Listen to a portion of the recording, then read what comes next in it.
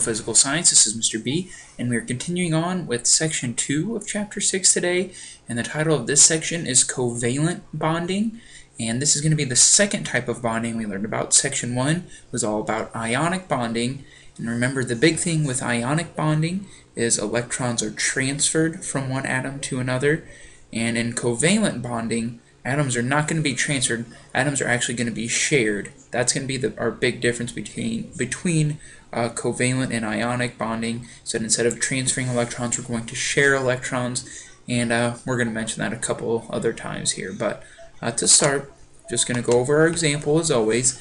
And our example for this section is it says that plants absorb water through their roots from soil or from a solution containing nutrients.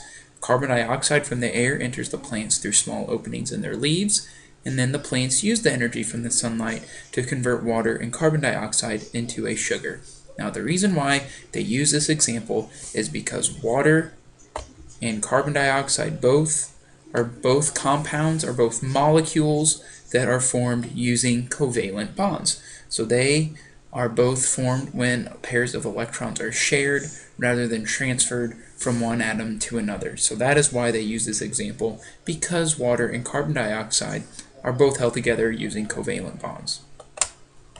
And so to start here now, we're just going to get how are atoms held together in a covalent bond.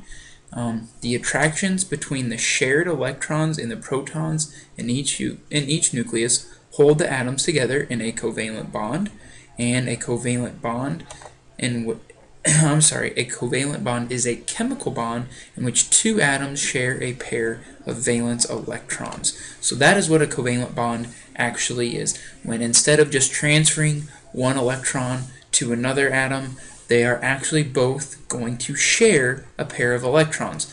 So that's kind of, maybe it's kind of hard to understand, but we're going to do plenty of examples in class. We're going to explain a little bit more as to how this works. But just know, covalent bond is when valence electrons are shared. Ionic bond, which we learned about in Section 1, is when electrons are actually transferred. So how does this sharing actually work? And we're going to take a look at probably the most simple example of a covalent bond, and that is with hydrogen atoms. So a hydrogen atom has only one electron, and if it had two electrons, it would have the same electron configuration as a helium atom. And remember, that would be beneficial because helium is a noble gas, so it is very stable. So the most stable a hydrogen atom can get is to achieve an octet, or the outer level, that is similar to helium. So two hydrogen atoms can achieve that stable electron configuration by sharing their electrons and forming a covalent bond. So when two atoms share one pair of electrons, the bond is called a single bond.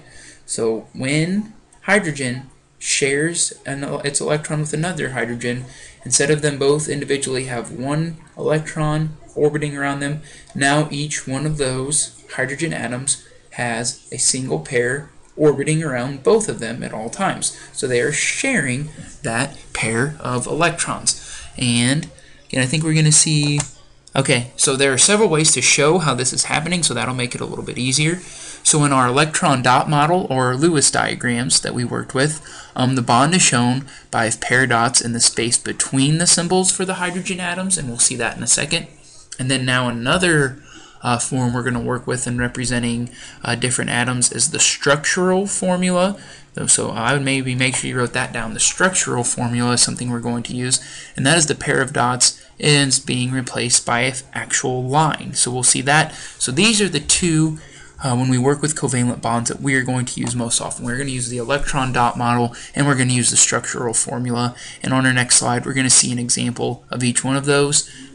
Two other ways to do it are the electron cloud and the space filling models, and they show that orbitals of atoms overlap when a covalent bond forms. But these are more like three-dimensional type models that are a little bit more difficult to work with. So here is you know what, this picture right over here, so it's kind of hard to see, but right over here is the electron dot diagram and the structural formula. So remember, in our electron dot diagram, hydrogen would just have one, this hydrogen would just have one. But now, since they have formed a covalent bond with one another, we can just put two dots in between both of them, and this shows that each one of these hydrogen atoms has 2 electrons. They are sharing this pair of electrons. They don't each individually on their own have 1. They are sharing this pair of electrons. And then right here, the structural formula, which we're going to use a lot as well, the line connecting, or so-called connecting those 2 hydrogen atoms, is representing the fact that there's 2 valence electrons there. So this right here on the top left and top right, these are going to be the models we're going to work with the most. We're going to do that in class together, of course, before I turn you loose on your own. So hydrogen, 2 dots in the middle, showing that both these hydrogen atoms are sharing this pair of electrons. It's not like one electron got transferred to the other. They are both sharing it because they both want to have that stable configuration. And when 2 atoms bond together, they form a unit called a molecule. And a molecule, so I'd make sure I wrote this down, is a neutral group of atoms that are joined by 1 or more covalent bonds. So right here, this HH is H2. That is a hydrogen molecule because they are joined, because it's multiple atoms joined together by 1 or more covalent bonds. And this hydrogen molecule is neutral because it contains 2 protons and 2 electrons, again 1 from each individual hydrogen atom. And then a chemical formula, which we have worked with in the past, can be used to describe the molecules of an element as well as a compound.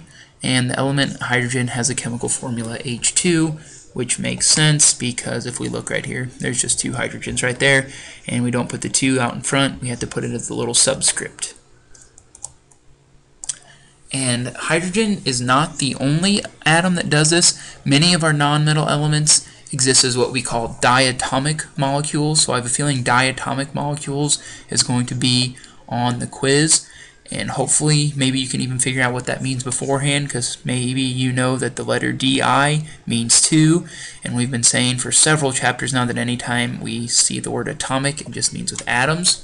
So a diatomic molecule means that it's a molecule made up of 2 atoms. So fluorine, nitrogen, chlorine, bromine, and iodine are all examples of atoms that exist as diatomic molecules, where it's more stable for them to actually share their pairs of valence electrons and to form covalent bonds.